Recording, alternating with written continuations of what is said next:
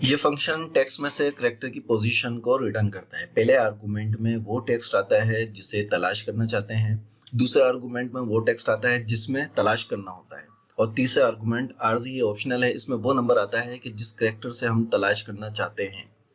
इसको प्रैक्टिकल करके देखते हैं।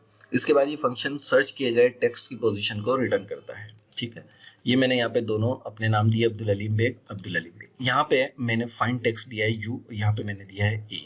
ठीक, यहाँ सबसे पहले हम देखते हैं कि सर्च हमने फंक्शन लिखा, सर्च के बाद B2 में हमने फाइंड टेक्स्ट को दिया है कि हम ये टेक्स्ट ढूंढना चाहते हैं इसमें। ठीक है, और उसके बाद A2 में मैंने टेक्स्ट दिया है कि इस टेक्स्ट में से मुझे ये चीज ढूंढ के दिखाओ। तो यहाँ पे अब ये पोजीशन मुझे दे रहा है कि यू यहाँ पे जो आया है ABDU, यू चौथे नंबर पे, चौथी पोजीशन पे ये यू आया है। ठीक है, इसी के अंदर यहाँ पे मैंने अब यहाँ पे दिया कि मेरे को ये जो यहाँ पे ए है, ये ए मुझे सर्च करके दे A3 इस सेल में से। ठीक है, और 8 जो यहाँ पे नंबर आ रहा है ये स्टार्ट नम के कहाँ से इसको स्टार्ट करना है।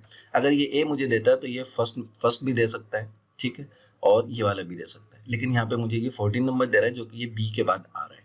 ठीक है, तो 14 नंबर ये इसलिए दे रहा है कि मैंने इसको यहाँ पे कहा है कि 8 नंबर जो लास्ट में जो थर्ड आर्गुमेंट के अंदर नंबर दिया जाता है वो इसकी पोजीशन को बताता है कि इस पोजीशन के बाद मुझे ए रिटर्न करके दो। तो यहाँ पे जो है वो इसने ए मुझे 8वें नंबर के बाद ए मुझे रिटर्न करके दिया है, तो उस ए की पोजीशन जो है यहाँ पे 14 बन